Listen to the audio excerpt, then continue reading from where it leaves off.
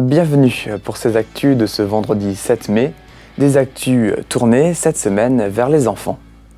Reprise des cours au collège d'Olto, les élèves suivent le fléchage car depuis la rentrée, l'entrée a changé de place.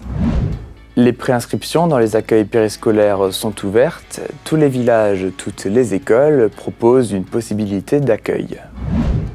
Dans la cour de l'école, on joue. À Mittersheim, le terrain de jeu fait peau neuve. Le collège Françoise Dolto est en travaux, des préfabriqués remplacent certaines salles de cours habituelles.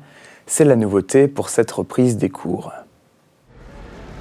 C'est la première fois d'une longue série. La rentrée au collège Françoise Dolto de Reichshofen se fait par l'arrière, rue d'Oxenstein, car les travaux de restructuration, financés à plus de 5 millions d'euros par la collectivité européenne d'Alsace, ont débuté. Ça fait quoi de rentrer par derrière ? C'est un peu bizarre, on n'a pas l'habitude. Mais moi je me suis trompée de portail, je suis entrée par le petit portail, j'avais pas vu le grand. Si, ça fait bizarre. D'habitude, on sort là pour aller au sport et maintenant on rentre. Après, il faut un peu marcher et on n'a pas l'habitude. Par réflexe, quand j'arrive, j'ai envie de passer par en bas, quoi. Sur le parking de la piscine, il y a désormais un sens de circulation et une zone réservée aux bus.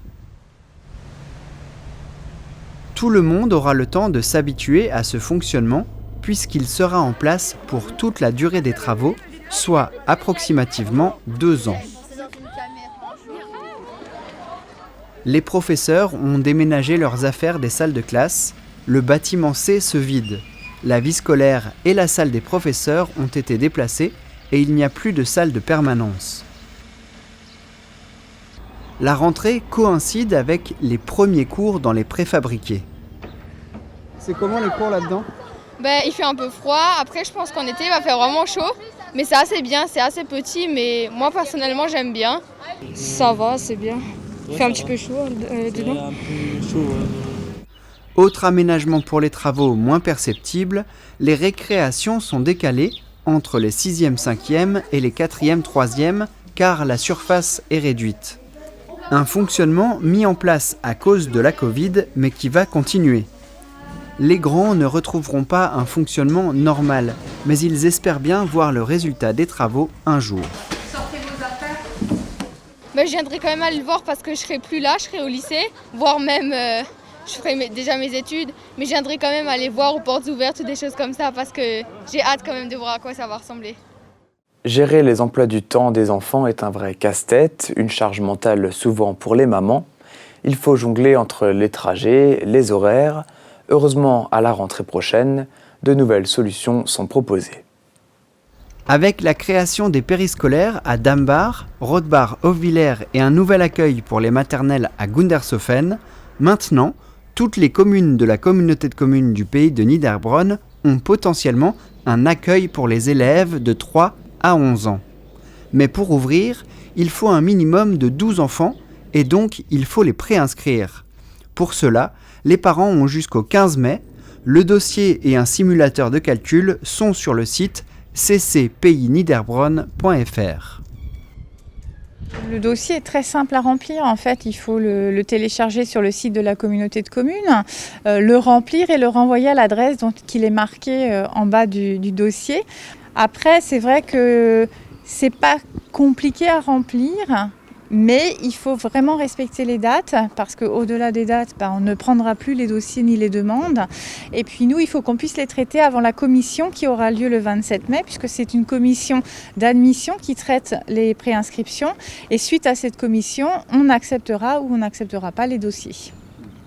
2 ou 3 personnes par site seront recrutées pour accueillir les enfants dans les écoles ou à proximité.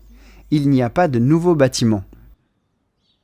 Sur Rothbach-Hofwiller, par exemple, c'est l'école qui est derrière moi où le maire nous met à disposition donc une salle de classe, un espace de restauration et nous avons une pièce qu'on partage avec l'école qui est un lieu, j'ai envie de dire, de jeux libres, de choses comme ça. Voilà. Pour Dambach, c'est pareil.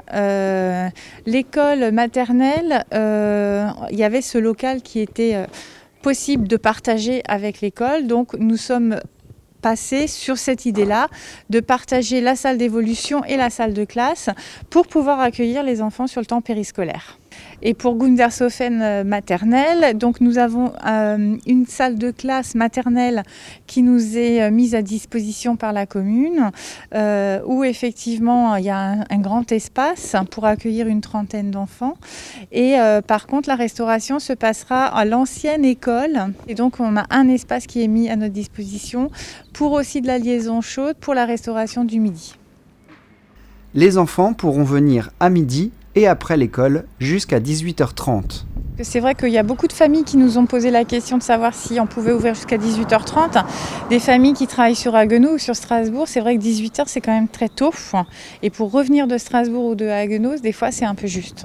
Donc, et pour avoir une certaine équité d'accueil aussi sur le territoire, on a décidé d'ouvrir jusqu'à 18h30, partout. Et cette amplitude permettra aux parents de s'organiser. L'association des parents d'élèves souligne l'importance de l'ouverture. On écoute le vice-président. L'intérêt de ce périscolaire, c'est de sauvegarder les classes qui se trouvent à l'école d'Aufvillers-Rodbach. Il y a 4 classes actuellement, donc 4 doubles niveaux. Et le but du périscolaire, c'est d'offrir aux parents d'Aufvillers-Rodbach un endroit où accueillir les enfants en journée, sachant que il y a assez peu de modes de garde sur les 2 villages et qu'un certain nombre de parents inscrivent leurs enfants ailleurs.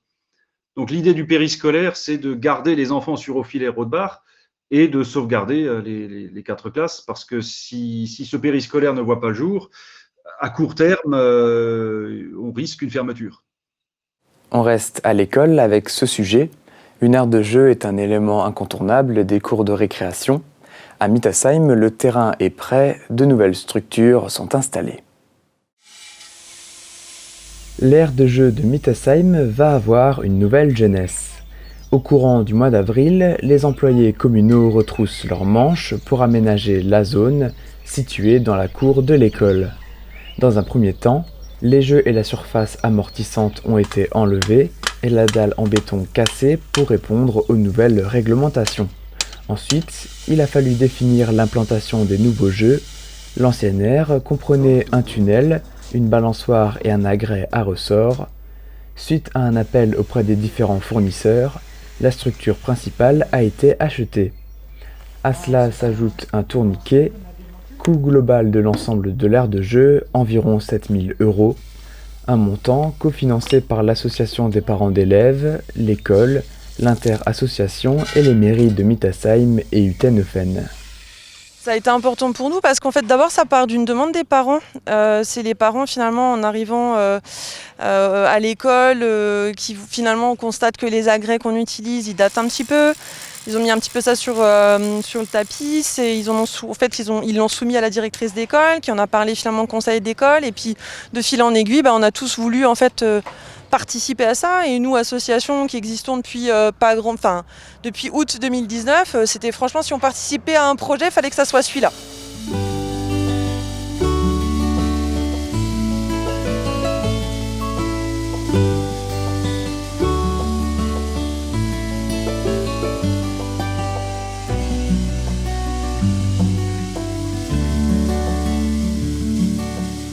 Le béton est carotté, c'est-à-dire que la machine creuse des trous de 50 cm dans le béton de forme circulaire. Ça permettra de fixer les différents jeux dans le sol. Au total, une dizaine de trous sont creusés. Un peu plus tard, la structure principale est montée. Le gravier, le sable, l'eau et le ciment sont versés dans cette machine et après plusieurs tours, le mélange est réalisé. Il ne reste plus qu'à verser dans les trous pour fixer les jeux.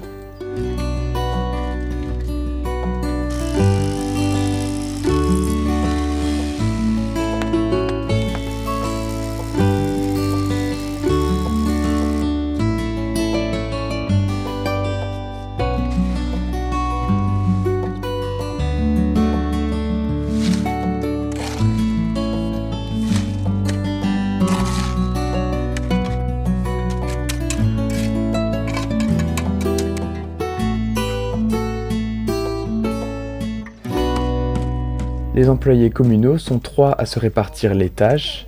Des piquets en bois sont placés dans les trous. Ils permettent de bloquer les pieds du toboggan et de rendre l'ensemble plus stable. Avant tout, l'objectif est d'assurer la sécurité des enfants qui joueront ici.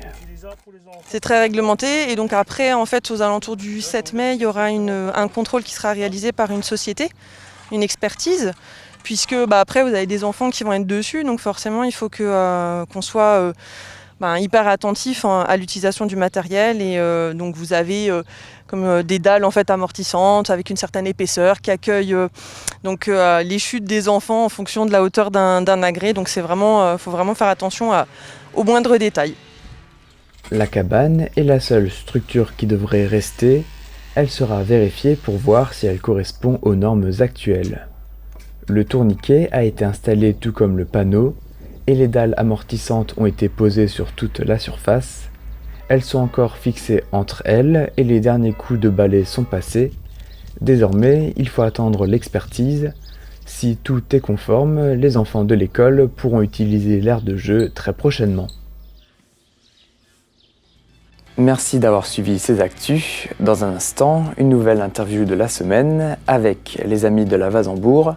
Ensuite, après l'atelier de Chloé la semaine dernière, on rediffuse la séance de yoga d'Océane. Passez une bonne semaine et portez-vous bien.